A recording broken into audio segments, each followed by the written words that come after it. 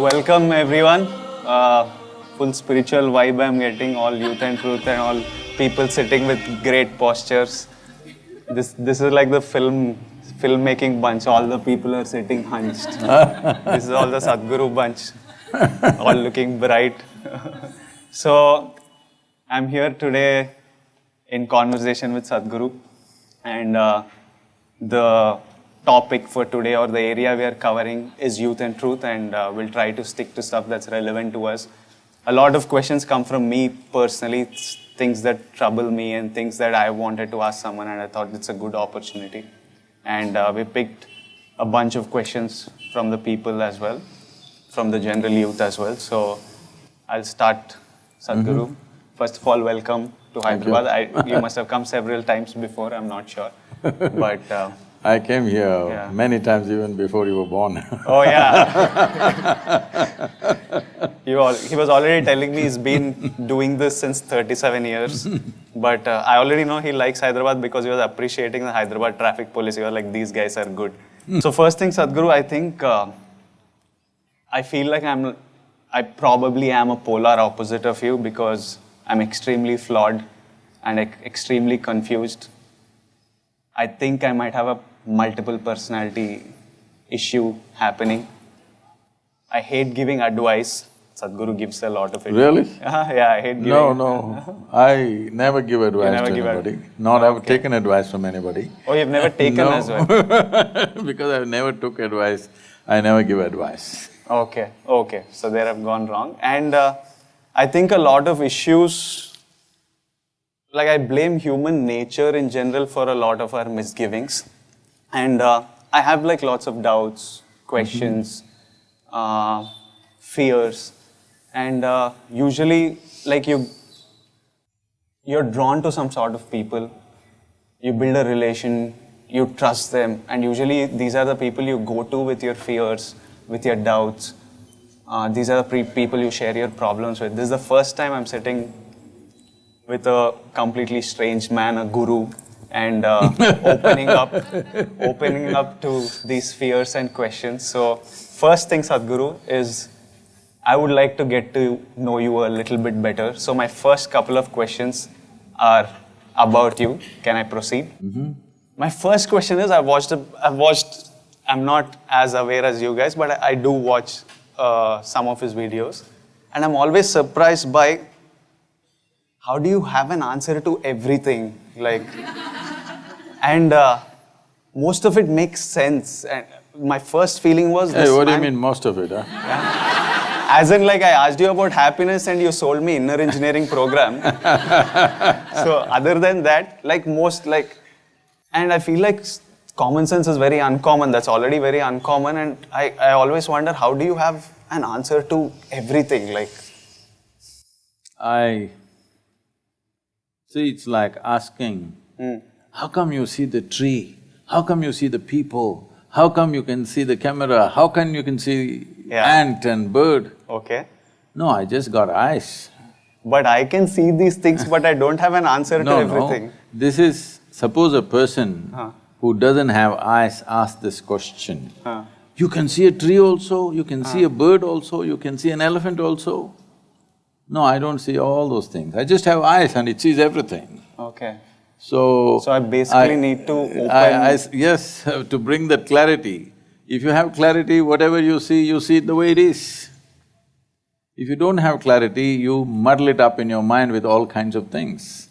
Essentially, this is happening. This is an evolutionary issue in the sense. See, this development of the cerebra, of this cerebral activity, of this ability to process information and thought the way we are doing it right now, is a new happening in the evolutionary scheme of things. So you have a brain for which you don't have a stable enough body. So the brain is not functioning for you, it's functioning against you most of the time. What you call as fears, anxieties, troubles, you've romanticized all those things in the movies but essentially, it's your brain working against you. I think very tragically, one Telangana or Hyderabad television anchor recently committed suicide about 4 or 5 months ago, jumped off fifth floor or so. And then she left a note, "My brain is my enemy." Well, it took millions of years to get this brain to this state, and now it becomes your enemy simply because you don't create a stable enough platform. This is all human beings have to do. If you create a stable enough platform, then your intelligence will work for you rather than working against you. When it works against you, you call it stress, you call it anxiety, you call it fears, you call it confusion, you call it madness, but essentially it's just that your intelligence is turned against you. Please don't romanticize this, because your intelligence must work for you. If your intelligence turns against you, there is no force in the universe that can help you ever. So you're saying if we create a stable enough body to handle this brain, we will… I said a stable platform. Platform. Its body is included. And how do we create this stable platform? That's why I gave you the inner engineering program. How many days is this program? Oh, this can be just a weekend. A weekend? Yes. What we need is 32 hours of focus time.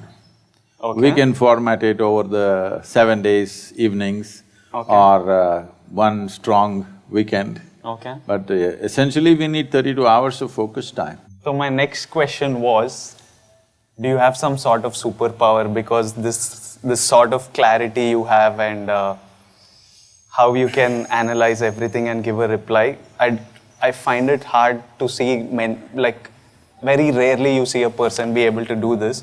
Now we have explained that it's a stable platform that makes you do it, but so there's this saying that give a man a fish and you'll feed him for a day, teach him fishing and you'll feed him for life.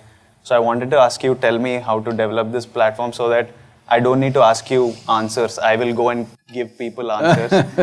But… You will see this all the time around me. When people come initially, they come with 1,000 questions. As they settle down into practices, they are there for 10-15 years, they have not asked a single question. This doesn't mean all questions got answered, questions dissolved. So do you think if I do this engineering program, I'll have clarity like you and be able to respond to… If you do inner engineering program. Yeah, if did I just call it engineering? Okay. If I do that, I will be able to sit and give answers to people like this. You should also stop acting and be real.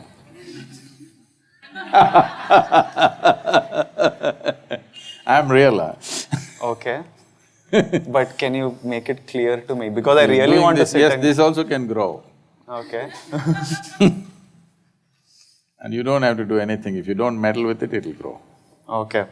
My next question is, I am the person I am because of various things that happened in my life, the decisions I've made, how I've faced, events happen in your life and how you react to them is how I've become the person I am. I'm wondering what happened to you in your life to make you the person you are today. What is it that happened in your life that made you take this path even?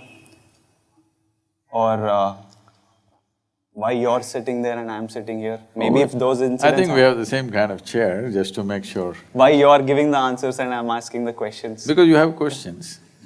Why do you have the answer? I'm asking, what is it that happened in your life that turned your life this way? I asked all the questions that you're thinking of now, and a millionfold more questions when you were… much earlier than you, and invested my life into those questions. Did not ask those questions casually. Did not go and ask somebody else, what about this, what about that? Questions bothered me, and I realized, just listening to the chatter around you, none of them have a clue about anything. So, I invested my life into the questions. And you found your own answers? I did not find answers. My head became empty, even now. It's totally empty and clear. So, if you go and stand in front of a clear mirror, whoever comes, Whether konda comes or mountain comes, it will show.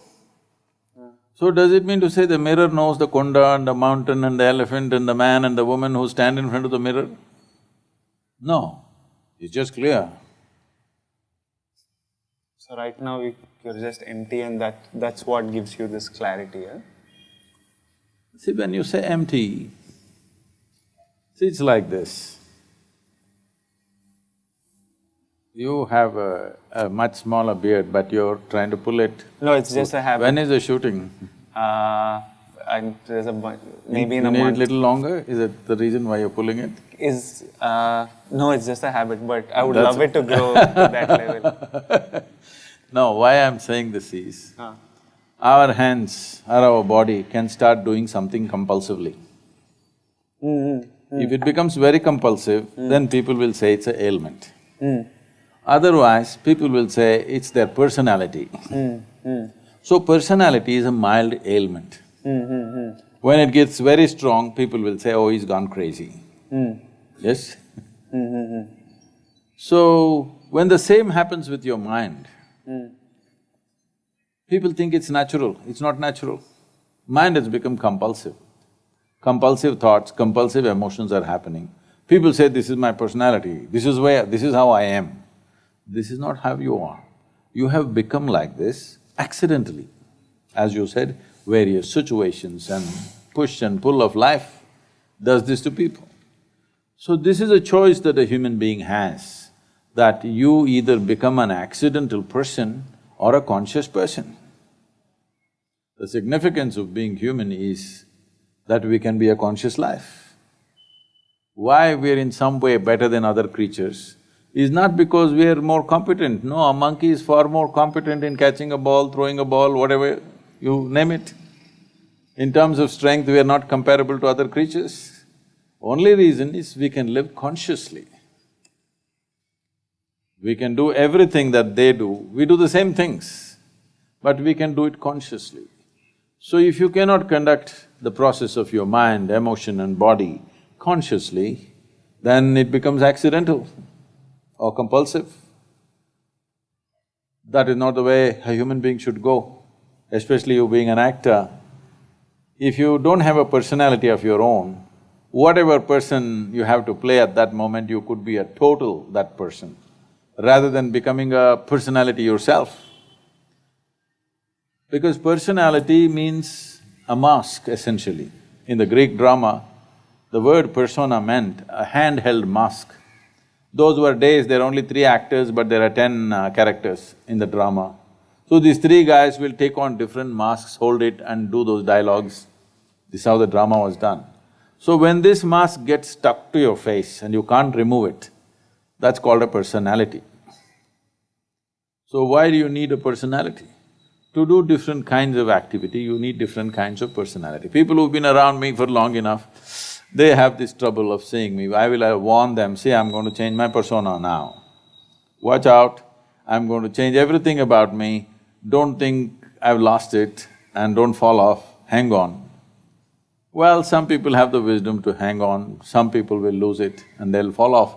Though I warned them 6 months before I changed my personality completely changing everything about me, the way I think and feel, what food I like also I change. Because this is what a human being means. But you do that consciously? Consciously. To what objective, like why? Just for a change or? No, to fulfill different purposes. Okay. Like some spiritual stuff? No.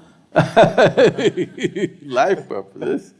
When I was in the mode of consecration of Dhyana Linga, people saw me like a fireball, always intense.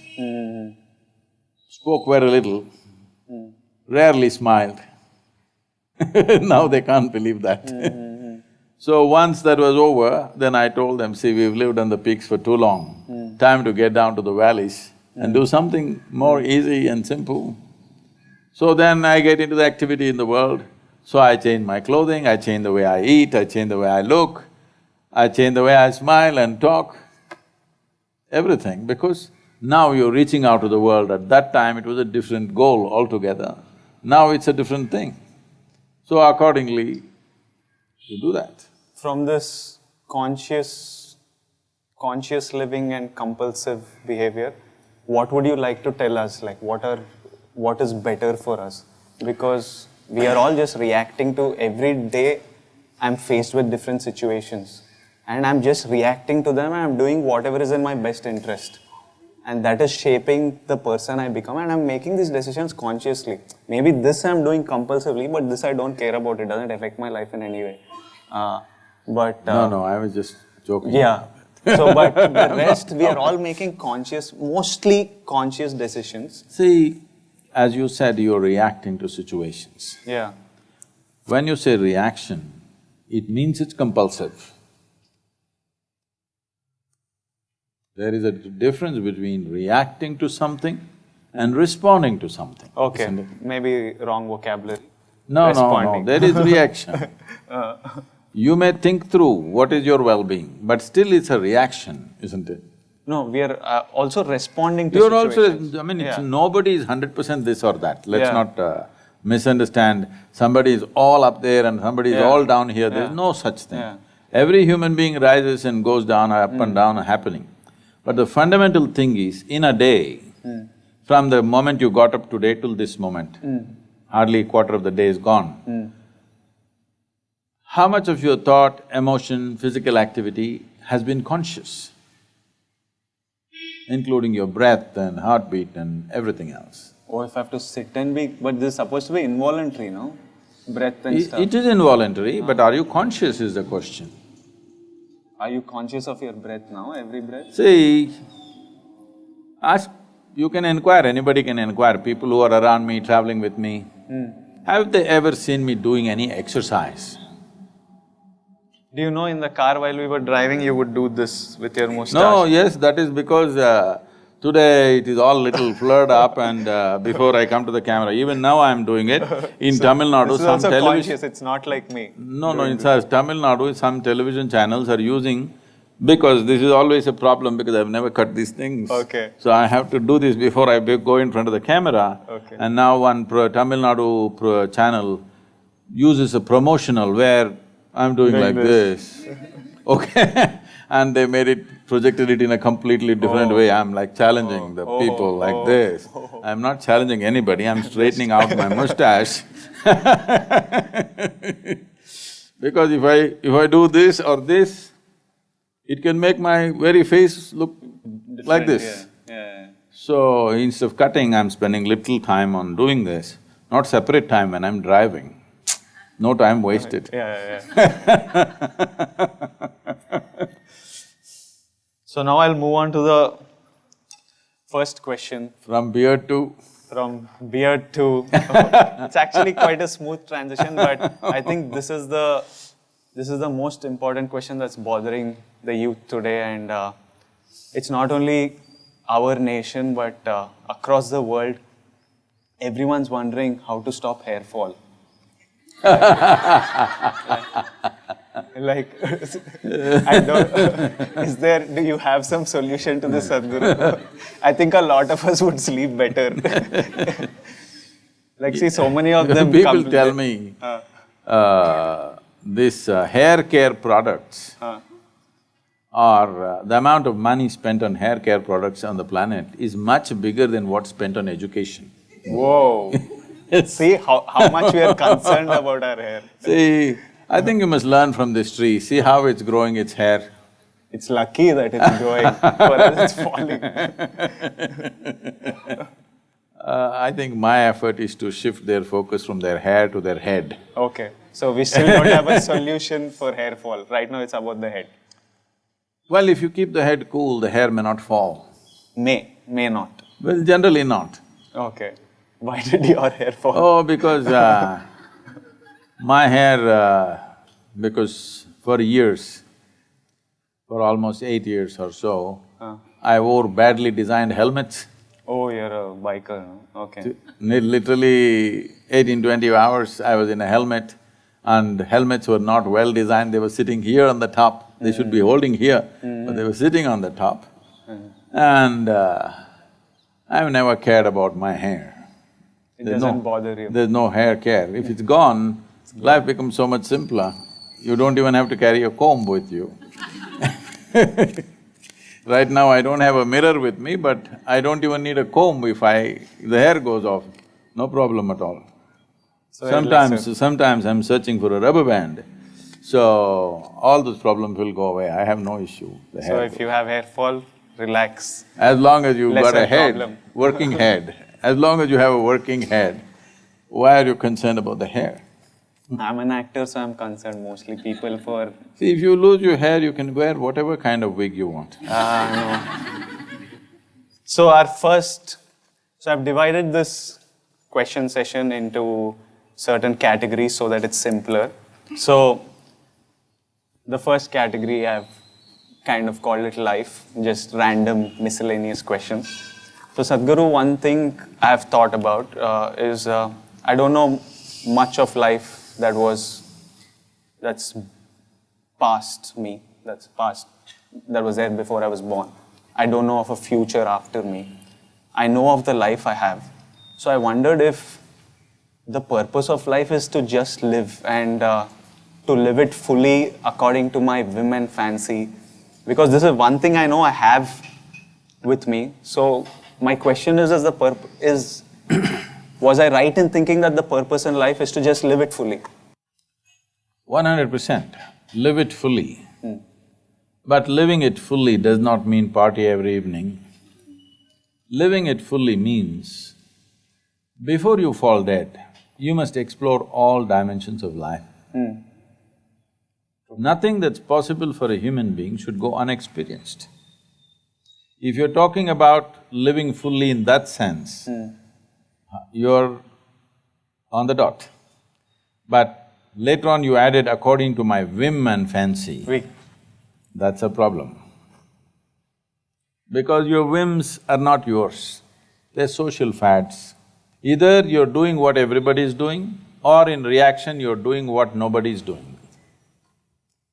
That's not the way to go towards a full life. But exploring life to its fullest depth and dimension is the really only purpose of life. Otherwise, what else? But what is this depth and dimension? What are these dimensions that we are supposed to explore? Is it true that you have a body? Yes. Hair or hairless, but body. Is there. So body is something that you slowly accumulated over a period of time, isn't it? You're not born like this. Yeah. So you have a thought process. Yeah. The content or the data for this thought process, also you accumulate over a period of time. As you say, many things that happened to me, decisions I made, what I did and did not do. Emotions also accumulated. Yes. What you accumulate can be yours, cannot be you, isn't it? Okay. This samosa, is it you? It's not. If you eat it, I might extract some nutrients from it if there are any. no, it becomes you, isn't it? This body is just this. Yeah, till it's in Just the the food you have eaten, isn't it? Okay. So, this is not you, but it becomes you. Okay. It's not true, it's still not you. Then Most people don't get the point till you bury them. When you bury them, they understand the body was not me. So what you call as my body, what you call as my mind, is something that you've accumulated. It's like, my car is parked there. If it's a new car, you think it's you, because if somebody makes a scratch on it, your heart will break. So, inanimate things are becoming you. This means you are giving up human life totally. When something inanimate becomes you, obviously this phenomenal life and the exuberance of that life is lost. So the moment you get identified with something that you've eaten, the moment you become a samosa, if you eat lot of them, you will become a triangle like that. Yes. Some people don't know when to stop the samosa eating, they will become like a triangle. So, if you get identified with the samosa, this is me, is it a tragedy or no? Or do you call it as exuberant life? Oh, it is a tragedy. It is a tragedy. So if you get identified with the body, it's a kind of tragedy. If you get identified with the heap of information you have in your mind, that's another kind of tragedy. You're not exploring life, you're just trapped in the physiological and psychological circuit. Instruments that were given for you, for your use and life, have become bigger than life. But so now you're saying this body is not me, this thought I process. am not saying, you tell me. Huh? Are you samosa? No, wait. So you spoke about people realize it when they are buried that this body is not me. So that means, are you saying that we exist after the body is buried? No, no, no. Then how are they Is thinking? it true the soil that you see here is what became the food that you eat? Yeah, from it the plant took nutrients Yes. and… Yeah. The soil became food. Food became flesh and bone. If you get this point right now, you will live a different kind of life. But most people get it only when you bury them. Till then they don't get it. I think I'm in that category. After buried, That's why get the point. That is why we stepped out and trying to reach the young people, because we want them to get it now. If they get it now, they can live a phenomenal life, because life is such a great phenomenon. It's the same life. See, when it comes to body, that's your body, this is my body. This is my mind, that's your mind. Correct, correct. But when it comes to life, there is no such thing as my life and your life. There is just life. The tree is also life, the bird is also life, you're also life. The very cosmos is a living cosmos. You just captured some amount of life. That is what life is supposed to be.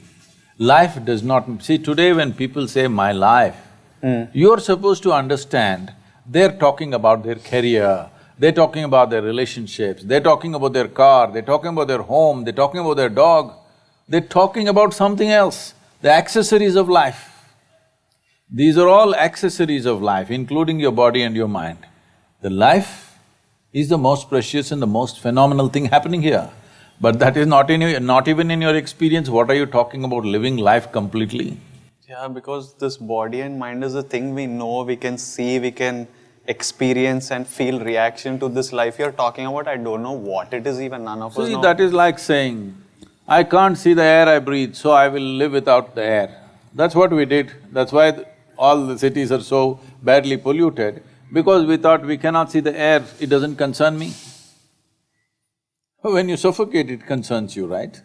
So I can feel it when I'm suffocating or… This also, take a deep you will breath. also feel it when life is exiting. When it's exiting, you Yes, feel it. you feel it. I am saying, isn't it time that you feel it when it's here? Yeah, I want to. When it is housed, you must experience it. When it's exiting, you realized, what is the point of that? For this, if I do inner So engineering… this is the reason why I have stepped out for this Youth in Truth, because most people think spiritual process is at the last moment of their life. When they're dying, they must know something. I'm saying when you're living, when you just started your life, when life is ahead of you, you must know this. We want to, I want to. I can't speak for everyone, but I definitely want to, and I'm going to try and dig deeper so that I can get to other questions. See, what is engineering means, what one person thinks magic is actually another person's engineering, isn't it? Yeah, I agree. Yes or no? Yeah. I don't understand how a car functions or how a bulb comes on. For me, it's magic. I don't admit all this, your fans are watching. No, I'm quite open about my ignorance levels. So, it's engineering, but suppose 100 years ago, I brought a phone and made you talk to somebody in another part of the world, you think I'm doing magic, Yeah. isn't it? Yeah. So engineering is like that. If you're finely engineered, you look magical. Other people thinks you are magical, but you know you're well engineered. Do you think I look magical? Do you think Sadhguru looks magical? I'm not finely engineered then. One thing that always bothered me, Sadhguru, was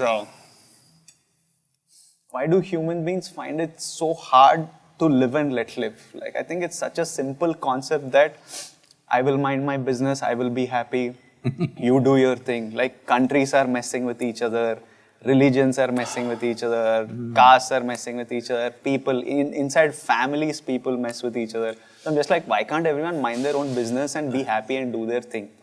So why is that's living… a very simplistic desire. If you look at the way we are structuring our lives, it's designed for conflict. Okay. Right now, our idea of being happy, happiness means what? You must have this, this and this. So whatever that this and this, it is always in limited quantity. Now, right now as we sit here, between the tree and us there is a conflict. The tree wants to put its roots down into the earth, but because of people have been walking here, as much as she tries, she doesn't get to touch. See, there, close to the stem, it touched, but she wants all this because she knows her survival and her prosperity depends on how many roots will find the soil.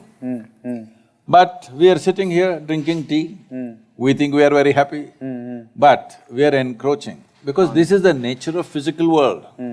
Because physical world or the physical itself has happened because of a defined boundary. Now, through the physical world, you're trying to achieve something which is not physical in nature. Your happiness was never physical, your joy was never physical, your love was never physical, it's something that you experienced. Certain pleasantness of life within you, which you gave names to it. But now you're trying to achieve the non-physical through physical means, and now as you expand, you will find it doesn't matter if you remove all the trees on the planet, still you're not happy. Not even healthy after some time, forget about happy. So this is always happening. Once we relate our experience of life to what we have and don't have, now conflict is inevitable because what you can have is always limited. Physical is always going to be limited because it's a world of boundaries. Without boundary, there's no physicality, isn't it? Without a defined boundary, there's no physicality. Now, you are a Deverakonda. Well, your ancestors settled for a small kingdom, but if you give them little power, they would like to occupy the next kingdom. In the history books, we will write, I come from the Vijayanagar empire. In the history books, if you read what glorious victories our Krishna Devaraya had, we are all very proud of it. But victories are never glorious, that's what the history books say. Victory is shameful, brings a whole lot of death, injury, widows, orphans. This is how victory is achieved always in a war, isn't it? Yeah. Because those who won write the history, they will describe it as glorious. Yeah. But those who lost, Misery. usually those who lost more people, more wealth, more misery, everything. Yeah. So, when we are looking at it this way, that our happiness is in having more, then conflict between individuals, conflict between communities, conflict between nations is inevitable. So this is why spiritual processes become important. This is why do you think I'm coming and meeting all this, all of you film stars and business leaders, all kinds of influencers, is because we want to make spiritual process the mainstream. Spiritual process does not mean looking up, looking down. Your experience of life should transcend the limitations of physical. Something beyond physical, if it's your living experience, you will see and you will do your physical to the extent it's necessary, not to a point of conflict. So you're saying because of limited resources and greed… No, because of limited experience. See, right now your entire experience is rooted in body and mind. Yeah. Physicality, isn't it? Yeah. But physicality wants to expand limitlessly. If you want to expand limitlessly, see, just ask anybody. Right now they have a little property, they want to make a little bigger property. But this is more for security than just constant expansion, for most of us. Like I can make a bunch of money with what I'm doing, but I know that I just want like maybe 2 houses and 1 car. Why does one man need 2 houses? For my parents. That's okay. Yeah. You can have 10 also, that's not my concern. Yeah, so I'm All I'm saying not is, constantly expanding. No, you will expand. So your expansion may not be in property. See, if you know money, you'll think only unlimited money. If you know property, you'll think unlimited property. If you know knowledge, unlimited knowledge. If you know fame, you will look at unlimited fame. So, whatever your currency may be, but you can't stop human beings from expanding. So, how much expansion does one want? If I make you, instead of Deverakonda, I'll make you the king of this planet, will you be fulfilled? No. Because you will look at the other planets, you look at the other galaxies. As in, first I'll say I don't want to be king of the planet, I don't No, I'm not planning to make you. Suppose we make you the king of the planet, immediately you will look up, what about the moon? What about the sun? What about the galaxy? This is the nature of human being, because human being wants to expand, nothing wrong with it. It is just that wrong means is being employed, in the sense, you want to expand limitlessly, but you're choosing the dimension of boundaries to expand limitlessly. Okay, so you're saying… What you're seeking is boundlessness, but you're seeking it through boundaries of physicality. So unless your experience of life goes beyond your physical self, this is how it'll always be. Conflict is inevitable. But then this is something most of us will never end up doing. That is why we are saying, why this effort right now to touch the youth, to touch the world, is to bring what is called as, in Tamil Nadu we said, Orusattu Anmikam, one drop spirituality. Spirituality does not mean you have to take sannyas and walk on the street or do something else, sit in a temple, this is not what it is. Within you, your experience is little more than body and mind. Something beyond that has become a living experience for you. If this one thing happens, you will naturally function consciously. This compulsive need to expand will go away, because once you touch a non-physical dimension, then you're boundless. Once there is an experience of boundlessness, you understand physicality has to be managed. In this world, we have to make space for the tree, the ant, the bird, the elephant and the other people also. Not as a philosophy, but as a living experience. This is all coming from some sort of greed and expansion. I wouldn't use the word greed. This is longing to expand limitlessly, which is essentially a spiritual desire finding physical expression. Wrong means, it's like you're driving your car but you want to go to the moon. If you try very hard, you will be in Hussain Sagar. Maybe we are doing it unconsciously. Totally unconsciously. This need to expand is very unconscious. See, the need to expand is wonderful, otherwise human beings wouldn't progress. But it's being conducted unconsciously, and we have misunderstood this longing to expand limitlessly as a physical need, because right now our experience is limited to physical self. So, this is one question in the segment that comes from a boy called Bapu Chaitanya. So Bapu wanted me to ask you, is being patriotic or is patriotism good? See, a nation is an artificial situation we have created in the world. What is the ideal? Well, it would be fantastic if it was a global village or nation, as we call it. But will the globe happen without management? So for management we need… No, we anyway have to have a leader. Yeah. Now, should we have an Indian leader, African leader, American leader? Question will come. Then fight will start. That's how nations have happened. Who should manage which part of the world? Because we could never agree that who should manage the whole world. So we made it into small parts, well over 200 parts.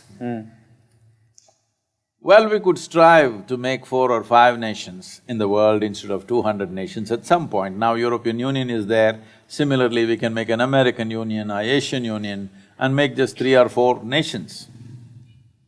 It looks like a good possibility, but there is also a prospect that if they get heavily armed, if 2 continents go to war with each other, there'll be no small wars, there'll always be only world wars. So in some ways, the way it's broken, it's okay because it's broken on cultural lines, linguistic lines, so many things, religion, this, that, in so many ways it's broken, it's best to preserve that. Now, is patriotism a good thing? Patriotism means an emotion towards your nationality or your nation. See, do you believe that you can build a family without investing your emotion? As in, build a family, maybe not. Have a family, yes. But build a family, no. Well, I was not talking about an arrangement. I'm saying, can you really get the best out of the people around you, We can't. whom you call as family, if you do not invest your emotion in that? We can't. No. So when you can't build a nation of 4 people, family is a nation of 4 people. If you can't build a nation of 4 people, how are you supposed to build a nation of 125 crore people without investing emotion in it? Is this emotion ultimate? No, but it is an immediate need. And a nation is the largest amount of humanity, volume of humanity that you can handle right now. 125 crore or 1.25 billion people is a world by itself. So do you need emotion? Yes. This emotion must be graduated as a nation grows into different levels of evolution. Right now, we have a nation where over 400 million people have not eaten properly yet. Even today, there's a report in the newspapers saying that the World Health Organization says the most underdeveloped children on the planet are in India. We are not dying anymore, but we are underdeveloped. Skeletal system is not growing fully. From first day, they have not eaten properly. The necessary nutrients are not there to develop a full-scale human being.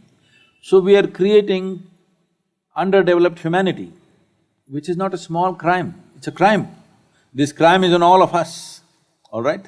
This crime is on all of us that our children are all stunted. We have the maximum number of stunted human beings on the planet right now. When it's like this is not a time for debate whether we should invest our emotion or not.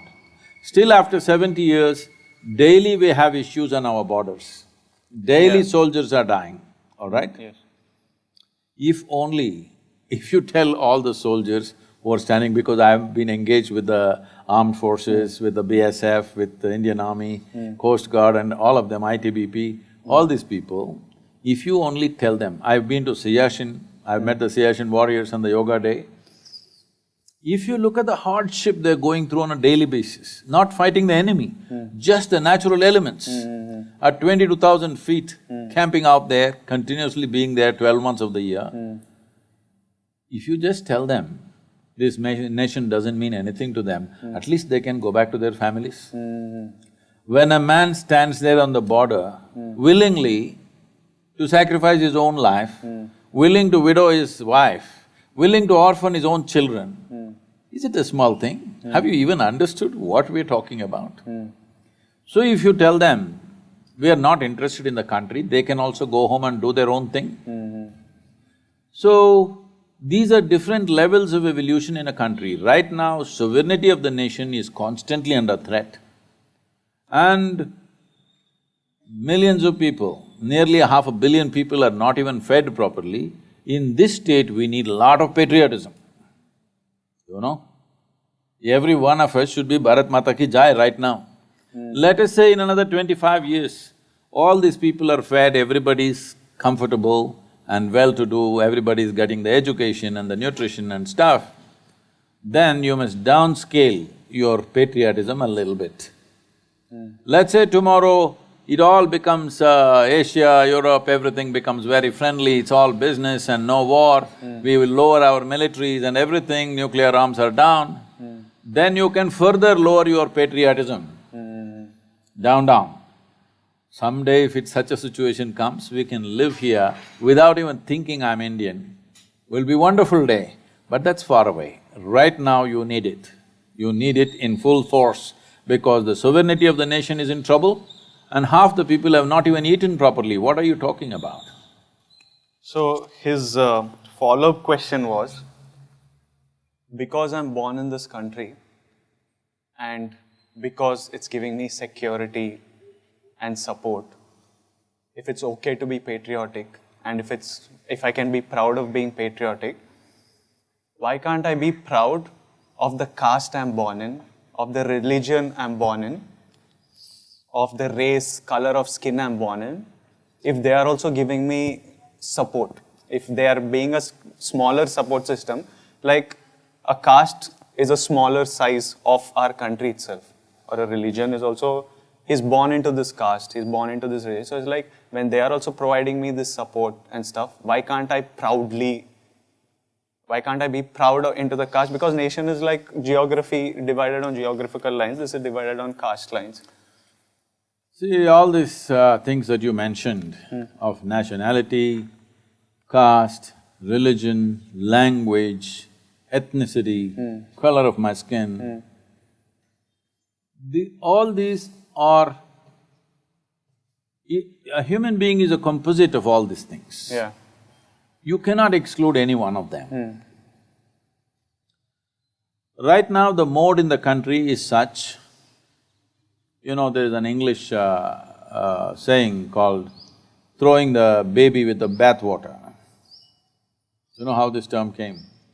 This term came because at that time, in a cold country like England, the families had bath only once a year. Okay. How's that for you? Not in India, okay? Even 10,000 years ago, we were still having bath every day, but English had bath only once a year. Okay. Because a cold country, from October onwards, it's cold, cold, cold, only end of May, June, mid-June. Okay.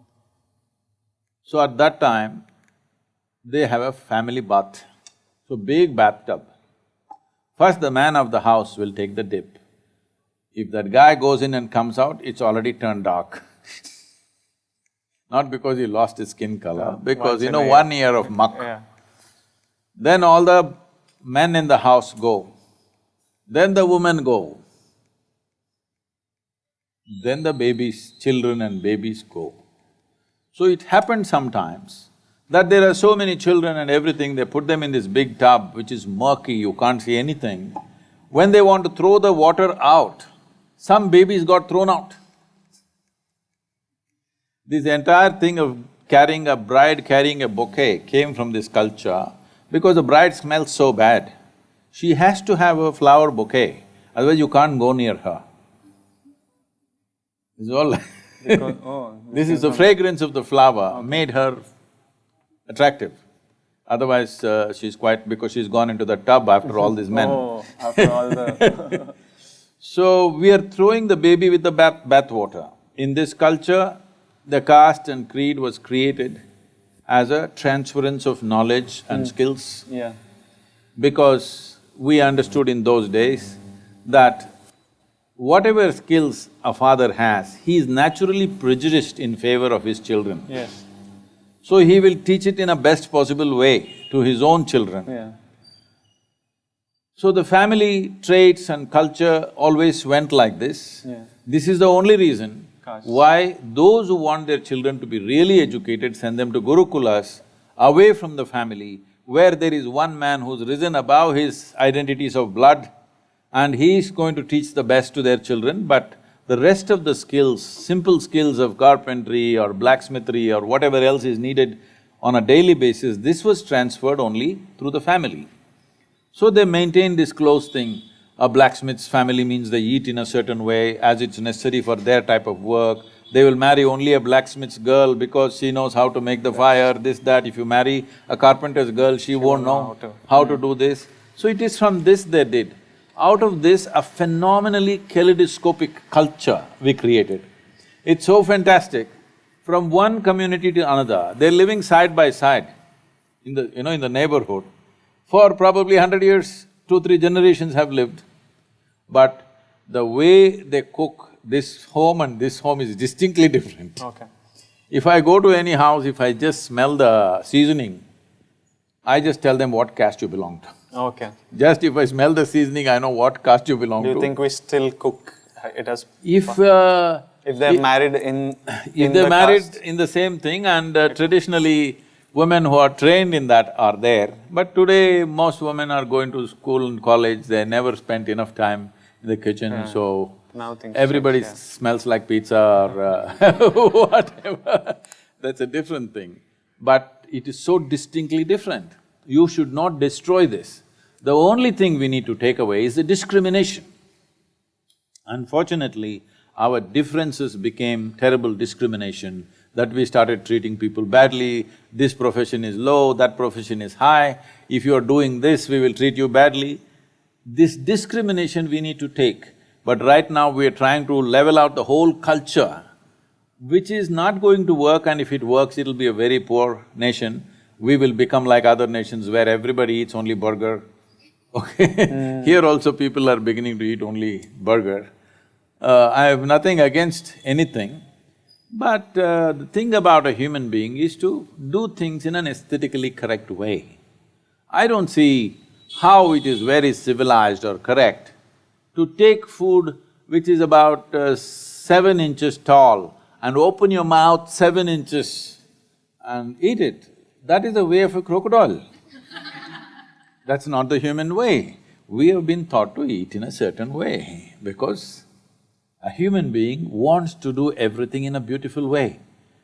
Dog also eats, cat also eats, but we want to eat with style. We not only want to nourish ourselves, we also want to make it into an aesthetic process in our life. If those things are taken away from our life, what is the point in the name of leveling out the society? Well, if you make everybody into monkeys, we will all become same, of course. You just have to genetically push back everybody to be a monkey, we'll all be one kind of monkeys. That is not the intent. It is perfectly fine to be proud of your culture, to be proud of whatever you belong to, but if you have the sense to appreciate how other people are different, you also appreciate the difference. They are different and you must appreciate the difference. World is colorful, India is as colorful as it is only because all of us are so different. Every 50 kilometers you drive, people are different, they speak differently, look different, dress different, eat different, everything different. So it's fantastic, we must keep this color in the country. This color has not come just like that, 10,000 years of maturity to get this color. We should not destroy this colorful nation by believing in some kind of a silly, leveling out business.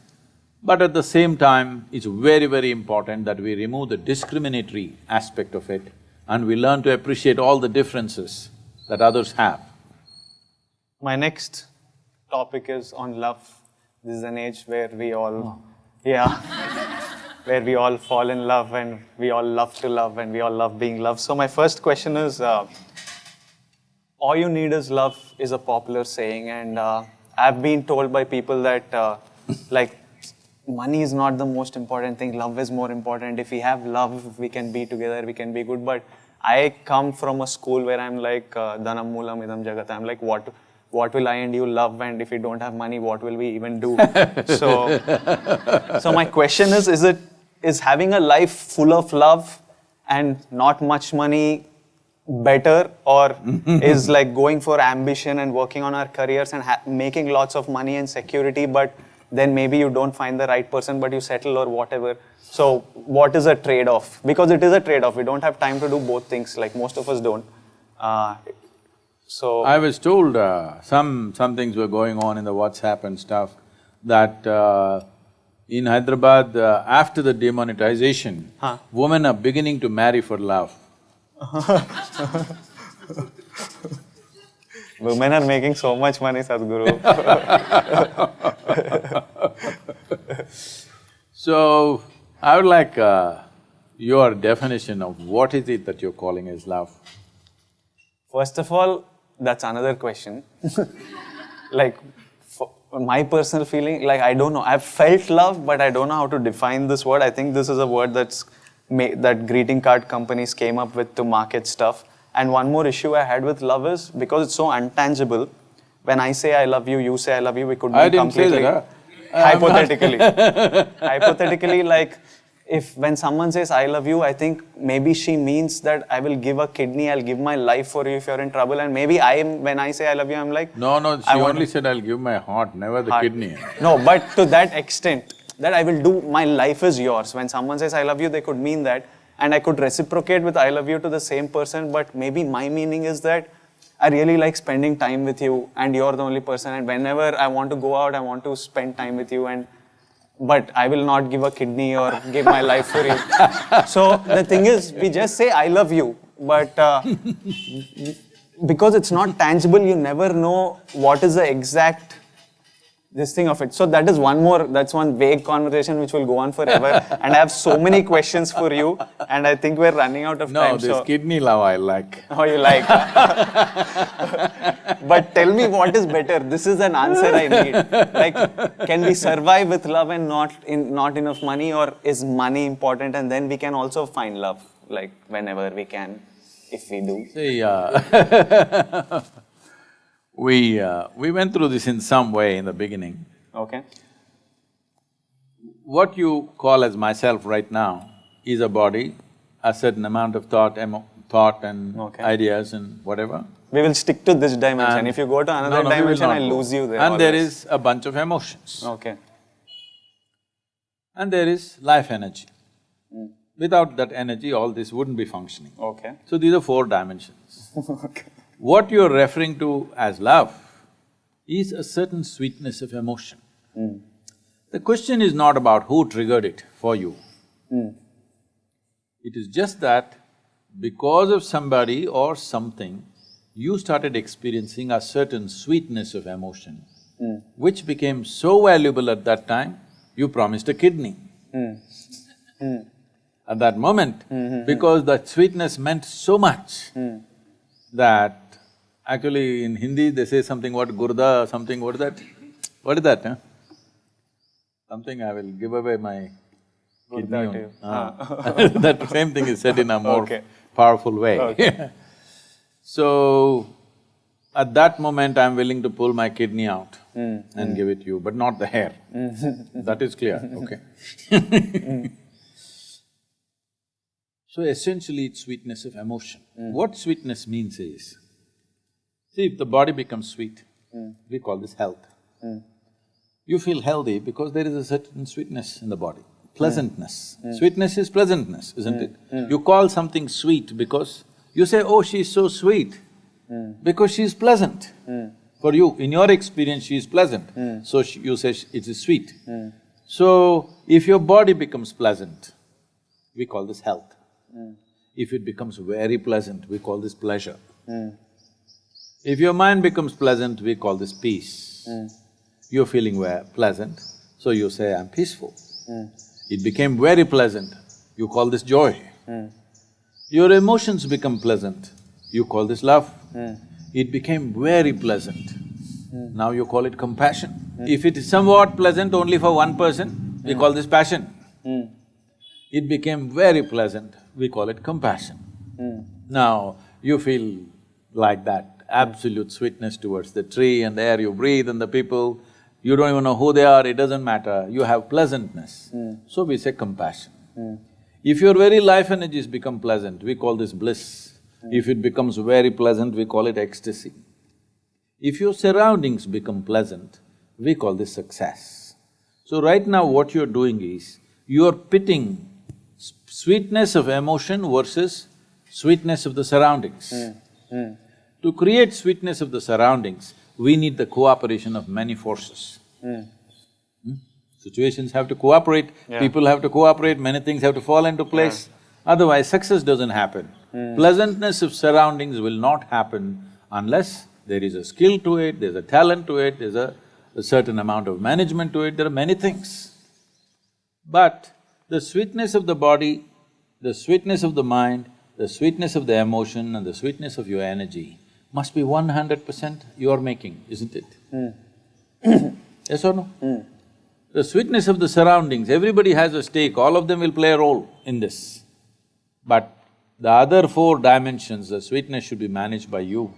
So if you are in charge of that, then you would keep this always profusely sweet. Your mind, your emotion, your body, everything, you would keep it that way. Then all these struggles wouldn't even be relevant to you. This is one dimension. Money is a means to facilitate external situations. Love is a means to create internal pleasantness. How can you use a bathroom spray to make global warming go. Can you? I can't. It doesn't work like that, I'm saying. Yeah, it doesn't. What I'm saying is, the sweetness of inside or sweetness of surroundings both require time to build that sweetness. No. Huh? Like if I have to be successful in my… Sweetness of outside needs time, energy, effort, resource. Like a relationship needs nurturing, you need to spend time See, with that is it. the different thing. This is what I'm trying to distinguish. See, love is what happens within you. This is the sweetness of your heart. Relationship is… sometimes it's hard work. Oh, when I'm talking about love, I'm not talking spiritual, this is all No, I'm relationship not talking only, anything everything. spiritual. There's nothing spiritual, this is emotion. Okay, See, right now, you're smiling. yeah. Is it spiritual or just a regular smiler? Spiritual dimension I don't understand. That is I'm what, full you ground. don't have to understand that because you don't even have to name it that. All I'm saying is, if your body is feeling pleasant, you feel smile. healthy Yeah. and nice. If your mind is feeling pleasant, you feel peaceful and joyful. If your emotion is feeling pleasant, you feel loving and compassionate. So, why do you want to call it spiritual, non-spiritual nonsense? There's no such thing. So right now you sit here, you have very sweet emotion, not towards anything or anybody, you're just sitting here, sweet emotions. Has it happened to you? Nobody need to be there, just like that. If there is something, you share it. If there is nothing, you can sit here with a very sweet emotion. Now relationship is hard work. That is external success. You have to build it, you have to manage it, there are many aspects to it. While the other person may be looking at your external situations too, all right? They're not just looking at the sweetness of your heart, they're also looking at what you're wearing, what you're driving, how you are, who you are, everything they're looking at it. Yeah. So, a relationship involves those dimensions, you cannot say it is completely free of that. Well, when the Gurda thing happens, maybe little bit they will cross that. But it doesn't mean it's completely free of that, no. It's always involved, physical things are involved, isn't it? This sweetness, what did you call love? Sweetness of the heart. Sweetness of your emotion. Sweetness of my emotion, if it happens with 2-3 people, then… It cannot happen with 2-3 people, it can only happen within you. Okay. It only happens within you. If it is happening within me… No, 3 people are stimulating it. 3 people may be stimulating it. Okay. I am asking you, do you want to be a push-start machine or a self-start machine? Self-start? Self-start means your sweetness must be turned on by you. If you want to share it, you can share it. If you don't want to share it, you don't share it. But you must be sweet for your own self, not for some… See, love is not about somebody, it's the pleasantness of your existence, isn't it? Is it not important? Forget about other people, relationship stuff. But is it not important if you sit here, you are pleasant by your own nature, somebody need not come and poke you and crank you to be pleasant? Right now, what you're talking about is, 3 people have to crank me to make me pleasant. A very poor machine. You remember the old ambassadors? Yeah. Always they parked downslope, because morning you have to push. Now all the cars are self-start. Improvement, technological improvement or no? I'm just asking you to upgrade your technology so that you self-start. If you wake up in the morning, you're full of joy and love. If somebody comes, we will share. If nobody comes, we're just fine. One more question related to this in a very utilitarian, very basic, inhuman level. Our mind and eyes haven't been… You're also human, mate. Don't you call me inhuman, So, once when I was in my intermediate, and this is where your hormones are going through the roof, and this is mostly where you're attracted to the opposite sex or the same sex, depending on your choice. Once my dad sat me down and he told me, Vijay, if you buy a bottle of water, you can drink it, you can close the cap, you can keep it half full, you can know that when I reach that place, I still have half a bottle of water. You can drink it to the last sip. You can refill it if you want. It's always with you. But if you fall in love with a girl, she's not an object. She's a person. And unlike an object, she has her own feelings, her own emotions, and she can develop likes and dislikes that might not suit you. She might make decisions that you might not think are in your best interest because she has her own life and she has her own choices. So it was like, what he was trying to do was, he was telling me, focus on your career now, because that will always, if you work towards it, it will always pay back. And for love, once you're settled and stuff, you can spend time on it. Right now, it's about career. If I was a girl, he would tell me the same thing about a boy. So it again comes back to this question about, on a very real level, that we have, so many of us have to make these choices. Where do we pursue ambition with all our intensity and time and energy, or do we, when you find the right person, do you try and, it's hard to find this balance though, because it's very competitive these days, and you have to give it all to survival's you need to work harder to beat the competition and survive. Don't go on the competition trip, I'll come to it. So like nurturing a relationship versus nurturing ambition, like this was something he said. So I wanted to know your thoughts on that. Like, was he off the mark? Was he off the point? Was he… No, in his own way, what he's trying to tell you is, there is a time to build yourself and there is a time to live. If you try to live too early, then life may not stay with you. You may end up in a place that you yourself will not like after some time. So essentially he's saying, first build your life, then you try to live. But if you try to live too early, it won't last and you won't have a big life, you'll have a very small life. And one more thing is, we all love being loved. I'm talking again on a relationship level, that's all I know. No, let's settle this. When you experience love, it happened within you or here? I know you in the movies you're showing all those heart marks flowing this way and that way in Instagram and all that, but when you felt it, it happened within you or outside of you? It happened within me, but as a response to something. In stimulation. That's why I said, do you want to be a self-start machine or a push-start machine? Somebody has to come and stimulate, only then you will feel sweet. So you're saying without any stimulation, I can sit here and just feel full of love and feel happy and stuff? If you're self-start. Whoa, that must be a cool place to be at, like to See, feel it is cool. It's a cool place to be at. We have to try and get there someday, like… That's why in engineering. But first have to pay rents. First have No, the paying rent will not even be a concern. When… Yes. Because you can just be under a tree and No, be that's full not of the love. point. It's not being under a tree. Being under a tree is fantastic, but it's not about that. See, right now, small things are being made big because most people don't need an enemy. They're doing fine by themselves. They are self-defeating all the time. Their own thoughts, their own emotions trouble them more than the world, isn't it? Why are your thoughts and emotions working against you? Should they be working for you or against you? Which way is it? But yeah. If they're working for you, you think earning a living, paying a stupid rent and eating what you want is a big problem?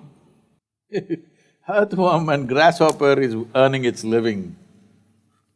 This big brain, you can't earn a living? What are you talking about? Because such a big brain is working against you, that is the only problem. The only problem human beings have is, they got a big brain and the damn thing is working against them.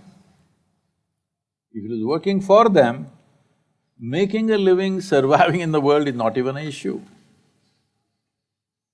That's why I feel like all problems are… Self-created. Are nature, like they didn't structure us properly, they should have done it No, where no. the brain works first. Now we have to sit and go to engine. See, what is a possibility? If there is a possibility, if you do not explore the possibility, it becomes your problem. That's all that's happened to most people. Human being is a possibility. You are not fixed like other creatures. All other creatures, nature is fixed what they can be and cannot be. With a human being, see, we did not say a tiger being, an elephant being. We only said you, human being. Yeah. That means you know how to be. If you know how to be, will you keep your body, mind, emotion, energy in the highest level of pleasantness? Yes or no? Will you be blissed out or miserable? I'm asking if you know how to be. I would like to be blissed. Yes. So should we call you human being or human animal? You're a human being because you're the only one on this planet who has the capacity to be. That means you know how to be. If you know how to be, you will definitely be blissed out. If you're blissed out, what is the problem? Paying rent, earning a living, managing relationship, is it a problem? Everything you will do effortlessly. Now, you are not fulfilling the basic aspect of being human being. You're not being, you're trying to do everything else. Do you think I'm capable of inner engineering from your time with me? I can't meditate 5 minutes. I feel like I'm wasting time. I feel like it's the most unproductive thing type. I'm very restless. No, that is because you've done all the wrong things. I didn't even try it properly, but… What I'm saying is, when it comes to doing things with the body, what one person can do, another person cannot do. When it comes to the mind, what one person can do, another person cannot do. But when it comes to the inner dimension of the life, all of us are equally competent. Okay. Nobody is better equipped than anybody else. Okay. I am not better equipped than you, it's the same thing. Only thing is, I paid attention to that dimension, you did not. If you're willing to pay attention, it is as much possible for you as for anybody. 32 hours. 32 hours of focus time to start with. So my next question is, Shakespeare once said… You missed out, focus time. Yeah, I will… No, I we'll think- keep you focused, don't worry. with a whip. No, we have other ways. You think I'm such crude technology? Whatever This is makes very it high tech. function. This is very high tech, no whips, no torture. We have other ways of doing it. Like, I would love it if you just like touch something and it'll happen. Like without sitting, like That if you also- just touch me like this and inner engineering happens. That in case I act in a movie with you, I'll do that. Boom. And you can act. Find some way, no, Sadhguru, you found answers to so many things. Find Yes. one way to shorten this 32 hours. Focus time. We have, for certain people, we have shortened it much more. Okay. But generally, for most people, 32 hours. Okay. You must understand, normally in engineering, in ancient times, used to be 12 years. Oh. One solar cycle, 12.25 years you must stay with the Guru. From 12.25 years, 32 hours I have made it. Good job. If you feel reduce it reassured. any further, it'll become ridiculous. So, Shakespeare once said, everybody's somebody's fool. In the… what it means is that always in life, there's someone who loves you more than you love them, and there's always someone you love more than they love you. So, a lot of people I've met are in situations where they have to choose between the one that loves them or the one that they I thought love. that happened only in the London society, it's happening in Hyderabad also. Here also, everywhere it's because now we are meeting a lot of more people, I interaction, understand, but why exposure. don't you pick the one that you want? Why are you in the wrong place all the time? Pick the one that you want. No, you are saying you love somebody, but she loves somebody else and… That's how life is, no, So unfortunately. that is because you're making all the wrong choices, obviously. No, but it's nature. It's not nature, do not… It is. Do not make… Haven't you all met someone who loves you more than you love them and who you love more than they love you? Sometimes there is love both ways. No. You just tell me in one line what is a better. Stay with the one who loves you more or the one you want to be. This is not a prescription. All I'm saying is, why are we continuously going this way when we want to go this way? If you want to go this way, please go this way. You want to go this way, you go this way. Now it is one Now what way. you're… I'm like, which way? What you're asking is this better or this better? Yeah. There's no such thing. No direction in the world is better than the other. No person in the world is better than the other. If you put your heart into something, it becomes wonderful. It is not the best thing. It is just that for you it's wonderful because you invested your involvement. But from there, if they don't invest, gone, no, Sadhguru? That gives you a lot of freedom. So you're just saying hit and trial method, like go No, for no. it. No, I'm your saying energy. that gives you a lot of freedom because you experience love and they don't, and they won't bind you, it's very wonderful. It's not, Sadhguru. It's not at all wonderful. Because you are looking at a transaction. Transactions, you have to use your brains, not your heart. Okay. So there you have to think what is best for our future Yes, and… if it's a transaction, in transaction you have to use your brains. You're talking about a love affair. So there you have to use your heart. In a transaction, then you must use your brains. My next topic is one of the most controversial, but it's religion. Does religion serve any purpose, Sadhguru? Like in these times, like is there any purpose to religion? So you must understand this. In the East, in this culture, in India, we don't have a religion. We've never had a religion. Dharma, just… Dharma means a law. We have laws. Right now, to drive on the street, there is a law. Between husband and wife, there is a dharma, a certain kind of law. You must maintain those things, otherwise, however close people are, things will go bad if you don't maintain certain things. Between father and son, there is a dharma. Between the king and the praja, there is a dharma. Like this we created. Of all these things, we said, these dharmas have to be debated in every generation and be amended and amended continuously. But there is one dharma that you do not amend. This is called as Sanatana Dharma, that means the eternal law. Sanatana Dharma does not mean a religion as it's being claimed today. It means an eternal law. What is an eternal law? Physical is always transforming, evolving, changing. So that cannot be an eternal law, you have to fix new laws. See, there was a time, suppose with an axe, within half a day if you can bring down this tree, you would be a hero in this village. Because just clearing the tree was such a big feat. Yeah. But today if you bring down this tree, if you as much as bring an axe, we're going to arrest you and throw you in the prison, all right?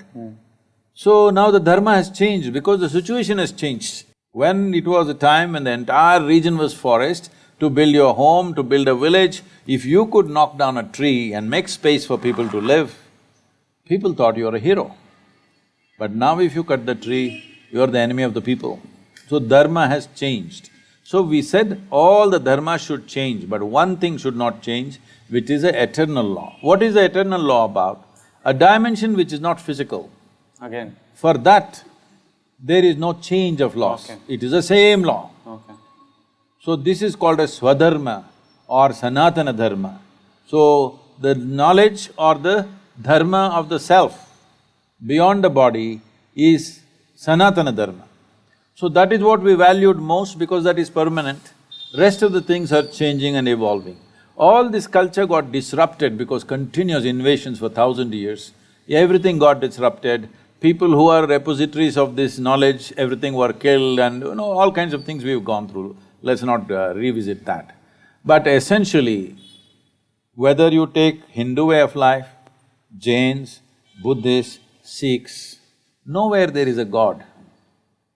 There's no God. All the people whom you worship are people who walked this geography at one time. Yes or no? In Telangana and Andhra Pradesh, there is history of Rama walking down to Sri Lanka and again walking up. People celebrate those places where he sat down, where he stayed for 2 days, where he did this and that, so many things. They were all just spreading this dharma or… No, they were just living their life. Okay. Unfortunately, their life occupied them with so many tragedies, kidnappings and wars and stuff. But I'm saying there is proof that they walked this planet, they walked this country. Okay. We worship them because they showed that they had something in them which would not change no matter what kind of drama they went through. Wars happened, kidnappings happened, death happened, all kinds of horrible things happened in their life. But they were free from it. So because the highest value in this culture is freedom or liberation, which we refer to as mukti, if you listen to the conversations of your mother or maybe your grandmother, in daily conversation, without uttering the word mukti, moksha, karma, prarabdha, there is no conversation in this country. Yes or no? Every day, not spiritual conversation. Daily conversation, if they sit down and stand up, they'll say, yo, karma, prarabdha, mukti, moksha, when will I get mukti? This is the talk always, because the entire country was invested towards liberation, not God. We use these people as symbols of liberation. Even though life put them through all kinds of trials and tribulations, they remained above it. So we see that they are free. They are in a certain state of freedom that the physical world never disturbed them. But at the same time, they were not withdrawn. They were actively engaged in the physical world. Fighting a battle means absolute involvement, isn't it? When you're pitching your life out there, can't be any more involvement in life. So they're absolutely involved, but at the same time untouched by life. So we worship that quality because they're representing mukti, they're representing absolute freedom from life. So it's because of that these people became symbols, whether Rama, Krishna, Buddha, Guru Nanak or whoever, they all became symbols of mukti. Even when they were living, they were free, actively involved but free. But does the religion serve a purpose? You're saying it is like a rule book that we follow to stay civilized? No, there is no rule book in India. But you called it the law. See, the law, that's what I said. Law, the reason why Indians are full of questions and now youth are asking all these questions is because this is a land of debate. Yeah, which is very good, When Shiva came, when Adiyogi Shiva came, he is a personality of that kind that in front of him nobody would ask a question, but his wife asked him 1,000,000 questions. That is what is Shiva Sutras. And his 7 disciples asked thousands of questions. Well, you know Arjuna and Krishna, that question-answer business is big in India. See, Arjuna and Krishna are so intimate with each other, they know each other so well. But that guy in a crucial moment, how many questions he has? Because in this culture, dharma has always been a point of debate. Because dharma has to evolve, all dharmas have to evolve, except the Sanatana dharma or the eternal law or the Swadharma need not evolve because that is not changing. So this is a land of seekers of truth and liberation. Here there's no religion as such. We've taken this religious attitude from outside because outside heavy competition came. Once it came, we thought we must also organize ourselves like that. We are trying to, but we will never will, because the best thing about Hindus is we are always confused. No, it's a very good thing. Confusion means you have questions in questions. Otherwise, you have stupid conclusions about everything.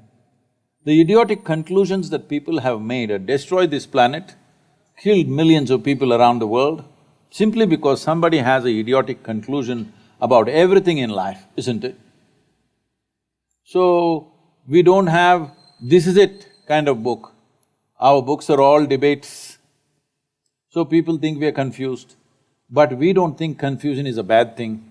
We are joyfully confused. That's a great thing. You have concluded something. If I ask 2 questions, your conclusion will fall apart. That is why if I ask a question, you will kill me. Questioners have always been killed in every other culture, do you know this? They ask a question, you kill the man. That's one way of handling the questions. But if you entertain the question, it will lead to more and more and more. And this is how we've always been. So this is a godless, religionless land. But we have managed this culture well because this is based on human consciousness, not on heaven, not a ruling power up there. Here we have always managed humanity by activating human consciousness. We told you your life is your karma. What this means is, your life is your doing. Nobody managing it from anywhere else. Essentially this whole movement, what I'm calling as inner engineering, is a movement from religion to responsibility. This is where we need to go. That every human being who sits here is responsible for who the hell they are and who the hell they're not. What they are and what they are not, they are taking complete responsibility for that. Only then individual human beings will live well, only then a nation will live well. Some of the questions I'm asking with regards to religion is just like… You're just trying to get me into trouble, I understand. No, it's actually… it's actually like you could say pass, Sadhguru, if you do not want… You can just say pass this question. No, but I you don't won't. pass any question because, that's why I'm sitting in the police lines. Oh yeah, I know that. So like some of these questions come from across… I think the youth that follow me, especially my friends, come from across religions and cultures, and these are things everyone questions, from be you a Hindu, a Muslim or a Christian. I think everyone… So I'm asking, some of these questions are very general, they don't come from any particular religious point of view. One question I had is, do you think these loud religious processions or rallies or these chants and prayers that are pushed over loudspeakers across religions, do you think it stems from some sort of insecurity or competition between religions? Is it necessary to have such a loud public display? Like, people have a problem with PDA, but if I hug someone or kiss someone, I'm at least not shouting. It's at least quiet. It's not disturbing anyone. So, do you think it's coming from some space of insecurity, these extremely loud display of religious fervor? No, competition. Competition. It stems from that. Yes. So if everyone's more relaxed, you think all this… Because religions are always trying to improve their numbers. Okay. Other religions are turning up the volume. Yeah, to keep their numbers or increase their numbers. Yeah, sad. If people, especially those people who believe all life is made by God, I don't see why. You have to strive to make me belong to your God, because anyway you are saying, your God only created me. I will also accept, okay, your God created me, all right, then leave me alone, no. Anyway I belong to your God. He can take me back whenever he wants. But now I think… I'm not resisting. This has become like political numbers, yes. And so it's just like various… See, people have understood, not today, for a few thousand years they have understood. It is not only after democratic governments came they have understood, even before they understood, numbers is power. Okay. So it's a power game. They would like power beyond politics. You understand? It is not about transformation, it is not about liberation, it's about power, enslavement of people. Since I was growing up, and now we are in the Ganesh Chaturthi season of the year, it has always been like after Diwali, it was my most favorite festival, because in school we would make these chariots, take a procession, and it would be celebration, we would all enjoy it. But once I grew up, I wondered, once I came to the city and saw the amount of clutter it creates, I always wondered, it's a social celebration, we celebrate together. I wondered why one big Ganesha for the entire city, like a Jagannath Yatra or something for example, why can't we all have one at home and then just the entire city celebrate together with one, instead of making 3 every street, and then it has one domino effect of polluting, because people are careless. It was not meant to be this way probably when it started, but now that we have made it this, do you think like a rule passed by the government that one Ganesha, it would have political repercussions, so no one will dare do it, but doesn't it make more sense? See, we can do it at some point. That… see, right now, in many cities, it's been made like this. For example, Diwali crackers. Everybody is supposed to come to one big ground in the city, and all the children come there and burst their crackers. Instead of bursting it all over the place in certain towns and cities, it's slowly being cultivated. Not 100% mandatory, but it's being pushed in that direction. Don't burst crackers all over the town. Everybody assemble in one place and do it. The next step would be, like in United States and other places for their, July 4th and stuff, they have major firecrackers. Suppose the city itself sets up 1 hour long, big, major, spectacular firecrackers, then people will come and watch. No, I don't think our thrill is about watching it as much as the adrenaline No, from that is holding what it I'm in saying. hand and throwing. See, the thing is, all the dumb ones, they can do it in their home. Okay. Children like to do it. Oh, we thoroughly enjoyed it. I will not deny to the children of this day that they should not burst crackers because somebody thinks pollution. If we are polluting with crackers, next 3 days, let's walk to the office. Compensate for Yes, yeah. that's all. You can't take away every aspect of culture using pollution. I think it's a very motivated push that certain people are doing, which is not right. Coming to the Ganesha, it's very much a possibility. But maybe one will not work for the entire city when a population is like So huge. 15 million, 20 million people. One may not work. Probably for every area or every 3, 4 extensions, maybe a population of 1 million, one. So if you have 15 million population, 15 Ganapatis, they all come to one place and in one big procession they go, the entire town participates in that, would be fantastic actually. It is a direction in which we have to push. We made some attempt. We have done this with Pongal in Tamil Nadu, there are 4 days of Pongal. There's one Pongal for the implements and other things, there's one Pongal for the people, one Pongal for the animals which work with us in the farm, and there's one Pongal for reaching out to people, our neighbors and everything. So like this, there are different Pongals. So these 4 days, everybody is doing in their own way. Now we've done this in our ashram, we invite thousands of people to come, and together we are giving them an open field in the ashram to cook there openly, and it's like a big festival, we organize music and folk dances and everything. So people come in thousands and celebrate their Pongal there, instead of each one doing in their own home, because slowly they don't know what to do. All they do with a festival means just eating. There is no other celebration. Nobody is there to organize music, folk dance, this all used to happen in the villages. But now we are organizing it in the yoga center so that people come there and participate.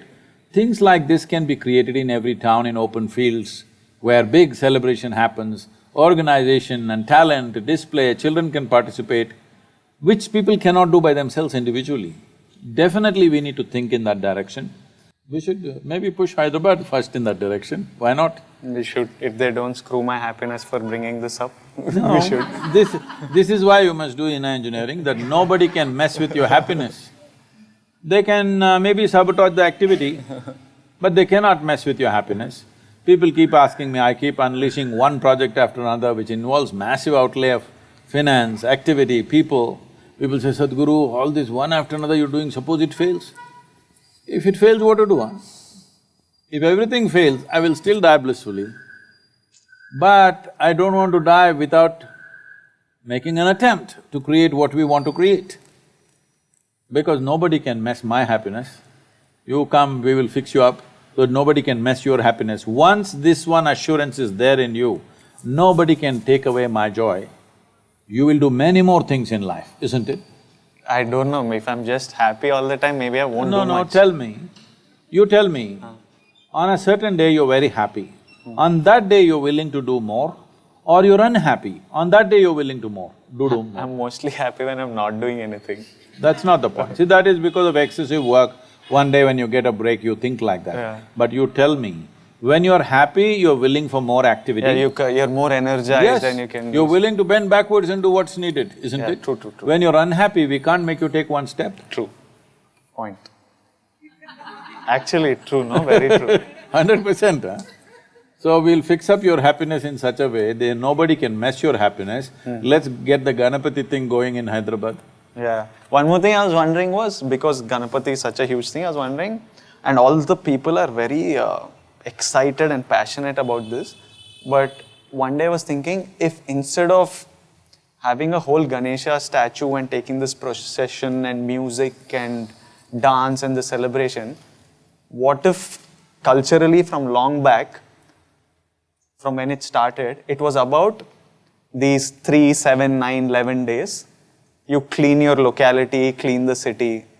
Do you think people would have participated in the festival as much if it was about cleaning rather than an easier job of taking See, up? that participation was there when we were rural communities, because everybody knew everybody.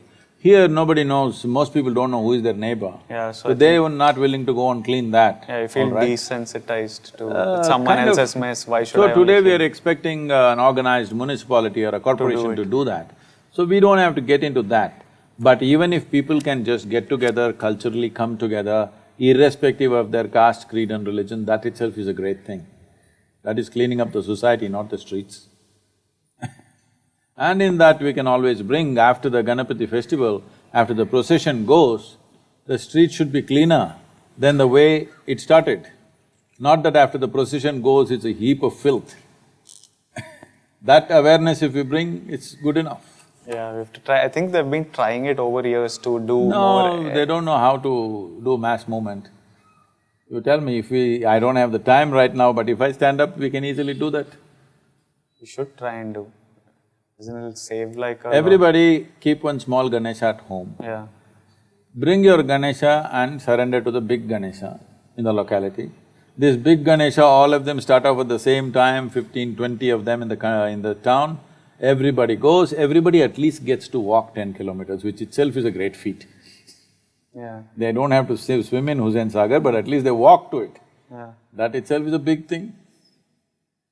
My next question is from a boy called Ganesh Kumar, which was… Oh. Oh, yeah. So the question, this is related to family. So he was asking, should I care and be concerned and put effort towards family who don't care about you as much? They are my family, but they don't care, they don't show any sort of appreciation for what I do and how much effort I'm putting. And they're so distant, they don't even wish during festivals or… and we all have relationships in life, be it friends, be it family, be it colleagues. Somehow some people just are not grateful for having you or don't give you the acknowledgement for the effort you put in towards this. So should you care enough to continue putting this effort towards them or should you just cut them off from your life? I am the cut-off batch. Like… See, what you wish to do, how much you wish to do with individual people is an individual choice. It's not for me to say something without knowing the realities of your life.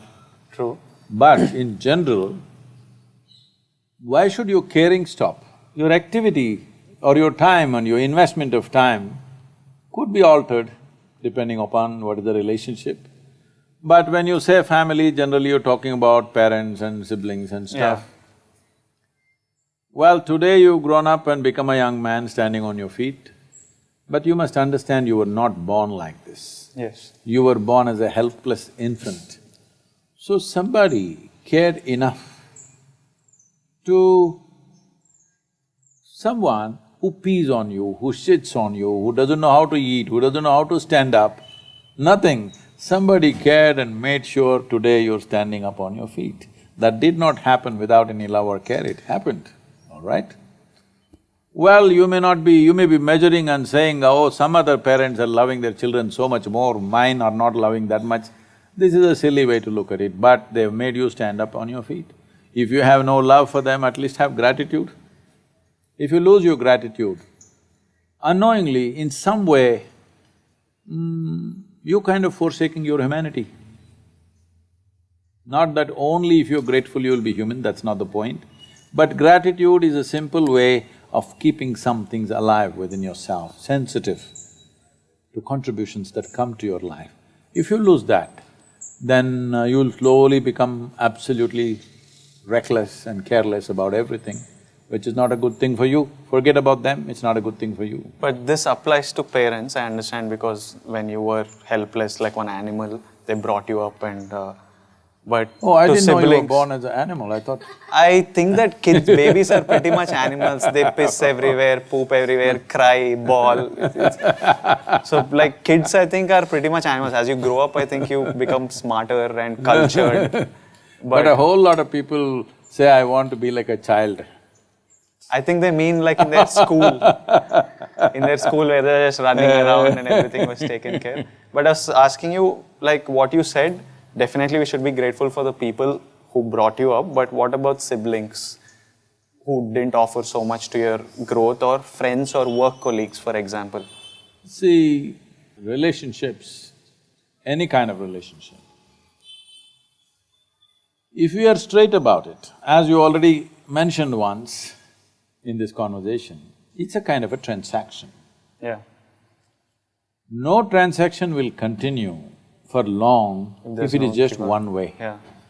In some way, both the parties have to benefit, only then it goes on, whether it's market or marriage, that's the reality. Yeah. Only if both the parties are benefiting, transactions will go on. Yeah. Otherwise, transactions will cease. Yeah. So for this, you don't have to think, I want to cut off, I stop caring. Why? If transactions don't go on, slowly things Die down by themselves. maybe not die down, maybe absent for some time, somewhere you meet them and boom, once again you can hug them for some time. I'm saying relationships need not be thought in terms of, okay, it's over, I'm going to cut it off. This is a silly way of doing things. When transactions don't work, slowly, so far, that's how it is. It's a wise way of handling life. My next… Otherwise, when you cut relationships consciously like that, I'm going to cut it, you will turn friends into enemies. What is that for? Enemies need a lot more management than friends. Yes. Okay. So, once I knew I was doing this and it was Youth and Truth, I decided to put up an interactive message so that I get representation from the youth as well and get some questions to ask you. A lot of them asked about Atma, some about happiness, and there was a overwhelming amount of messages coming, especially from Tamil Nadu, that were asking about the issue of land grabbing near your ashram.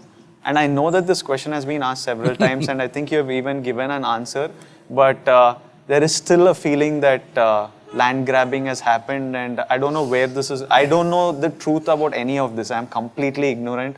I haven't read the actual accusation. They did not talk about the kidneys? Kidneys, no. Kidney grabbing, they didn't talk. Kidney grabbing, no. They've been going on with kidney grabbing for some time because Okay. it didn't work. Now they've come to land grabbing in the last 3 years. Oh, it's been In the going on last since 25 3 years, some campaign is going Okay. that I've killed 100 elephants, Okay. raised out a full rainforest. Nobody knows where the rainforest is, and I killed 100 elephants with just my bare hands. And I pull kidneys out, you better check it out, you might have lost one. And this land grab. I've said this openly, I shouldn't say it too often, but because you're saying young people from Tamil Nadu are asking, I'll invite these young people, your fans, ask them to make a group of whatever, 10, 20 people Okay. who are very smart. Okay. Let them come with all the maps and panchayat documents, everything. Anywhere, either private land, government land, forest land, 1 inch, not 1 acre, 1 inch, if Isha Foundation has grabbed 1 inch of land, this is the last you'll see of me, I'll leave the country. How… is that good enough? So, I'm this saying… will put out… No, I'm saying this is going on like this. People said, they campaigned, they made videos of how elephants are dying in the ashram, okay? Okay. All animated videos were made. Okay. They said full forest was removed. Then we put out the Google Maps. The land was not in our hands in 2006, it was somebody else's land. Later on we bought it. From 2006 onwards, there are Google Maps. We put out the Google Maps, it shows it's barren land. No vegetation. No. And you see the Google Maps from 2006 to now, has vegetation gone up or gone down? Well, before that there were no Google Maps. Check the panchayat records. All the survey numbers that we own today, just check the panchayat records from 1994, since we own these lands. What were the crops before 1994? Was that forest? Was it even trees? Or was it crops, dry crops mostly? Well, check the panchayat records, don't go by what I say. But without checking, young people, if they're interested in truth or they're interested in just slander, you have done enough slander, United Nations recognizes me as the ecological champion in the world, okay? We are part of their program. We have the highest ecological award in the country, Indira Gandhi Paryavaran Puraskar. Wildlife Trust of India says that not an inch has been taken. Forest Department in Tamil Nadu says there is absolutely no encroachment. Ministry of Environment and Forests says there is no encroachment anywhere, nor are we in any way obstructing any wildlife.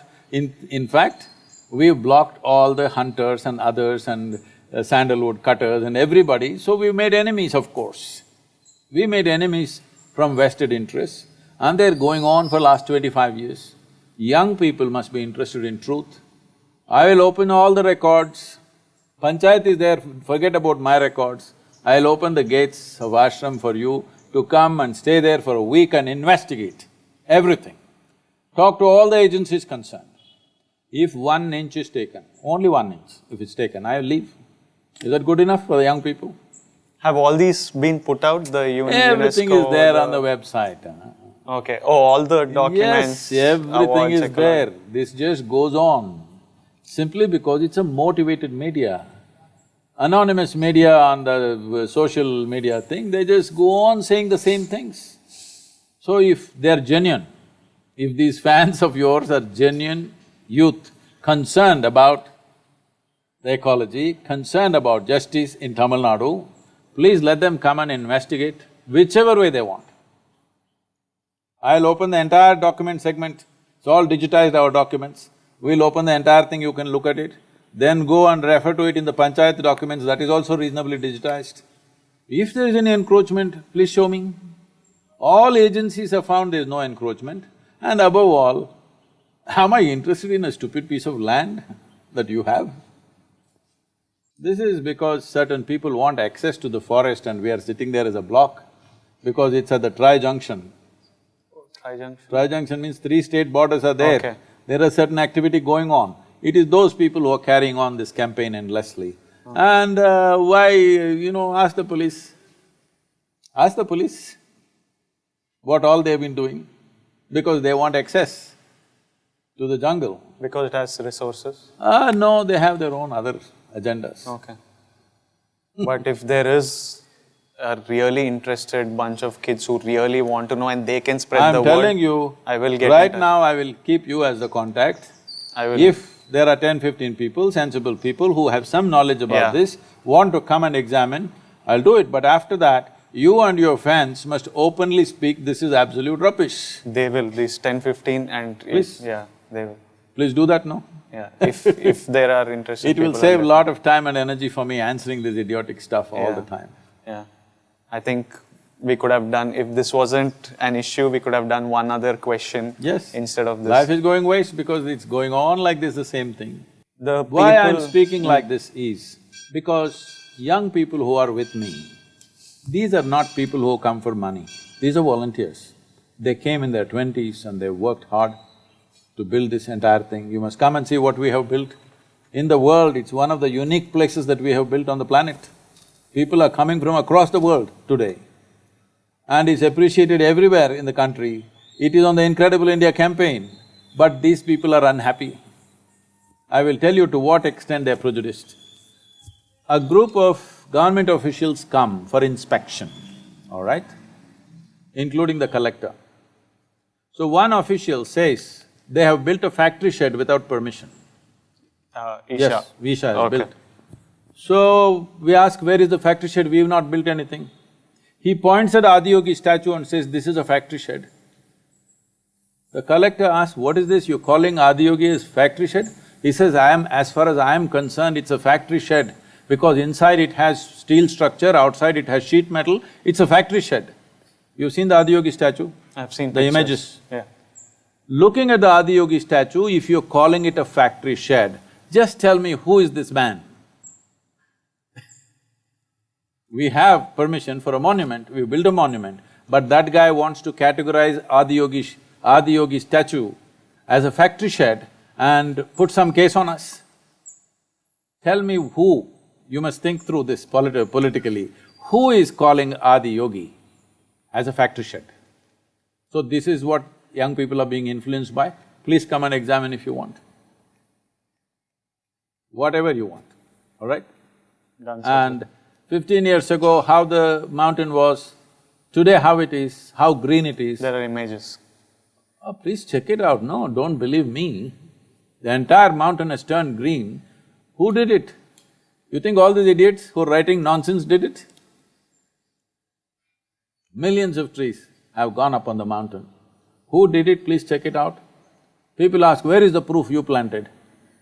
Well, go walk into the mountain and see all the trees are 18, 20 years old. That doesn't happen in a forest, isn't it? In a rainforest, if you find except bamboo, all the trees are 18, 20 years old, somebody must have put it, isn't it? You don't want to give me the credit, leave it. Somebody put it 18, 20 years ago after we came. Maybe I didn't do it, Shiva did it, it's okay. It's fine. We are not asking for credit, we are happy it's green. But I hope that this issue clears out and everyone No, has this their issue answer. will never clear out. At least for the non-motivated, because I've seen that seeing this discussion, people who are not motivated also tend to take sides, as in No, this new I'm saying this influencers. issue will never clear because they will come up with new things and new things all the time. Otherwise, they'll go on saying it because these are people, this is a Nazi mindset. They believe that if they tell a lie 100 times, it'll become true. Unfortunately, in this country, they've learned that. So, if these youth, we are talking youth and truth, if they're interested in truth, let them take a week off, come and examine every document, every survey stone around the boundary. If 1 inch is there, I will leave. Can they You will bring never see me cameras? again, huh? Can they You bring can bring cameras, please. Okay. You can bring cameras, I will set up a team to take you around, which is all our property. If we have occupied any forest land as you're claiming, you will not see me again. Is that good enough? Then I'll let them know. Thank you. Thank you so much, Sadhguru. Please take care, there is something that you need to handle right now.